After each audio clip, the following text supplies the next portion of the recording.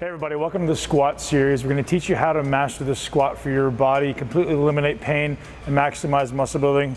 My amazing assistant, Big Red, otherwise known as Will, is gonna help us with this. So the first thing I want you to know, and this is maybe the most important thing that sometimes gets lost in the shuffle, is active range of motion. What is active range of motion? Why does it matter? And how are you going to prevent yourself from getting hurt ultimately? So many people get hip pain, knee pain, back pain when they're squatting, and it's exclusively, in my opinion, because you're not obeying the law of active range of motion. So if we get Will to demonstrate active range of motion, here's what we're looking at. Well, they're going to have you demonstrate what it looks like to do active range in your left side first, then your right side second. Just go up and go up.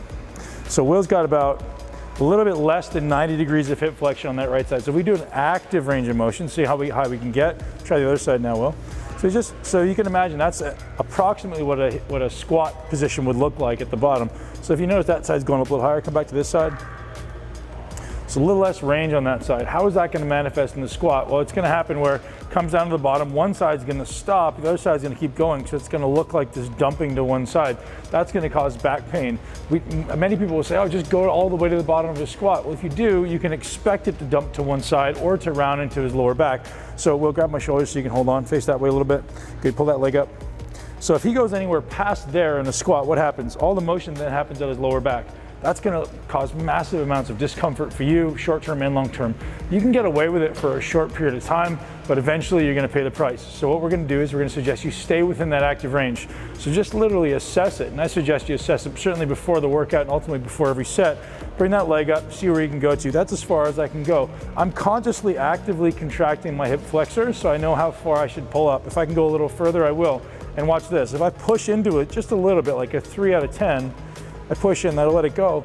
Oh, so I've activated the muscle on the front of my leg, and now I've got a little more range. So we'll show me what that looks like to activate your left leg. Push a little bit.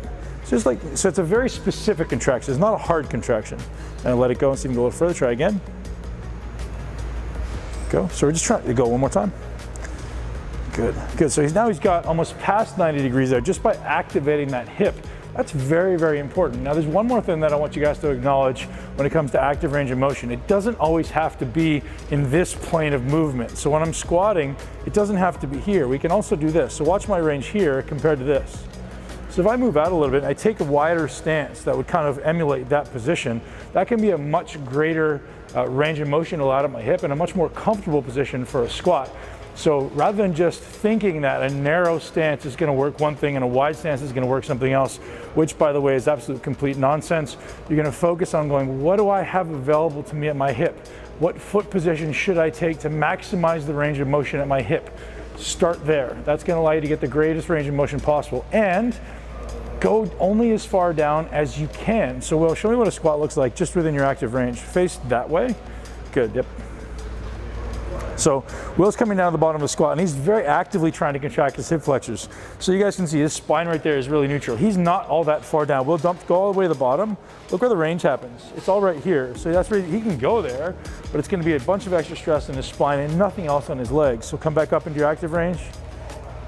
Good. That's where he's going to go. So at this position, he's actively trying to pull down with his hip flexors, trying to contract with his hamstring, so he's getting the maximum range of the knee, the maximum range of the hip without dumping into that posterior pelvic tilt and taking the strain off his glutes and quads and putting it into his lower back.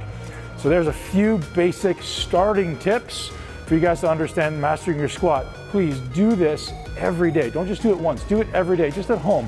Feel it. So for some of you, feeling your hip flexors is going to be very, very challenging. Practice every day. I'm going to be back here next week with another video for you on how to then take it to the next level.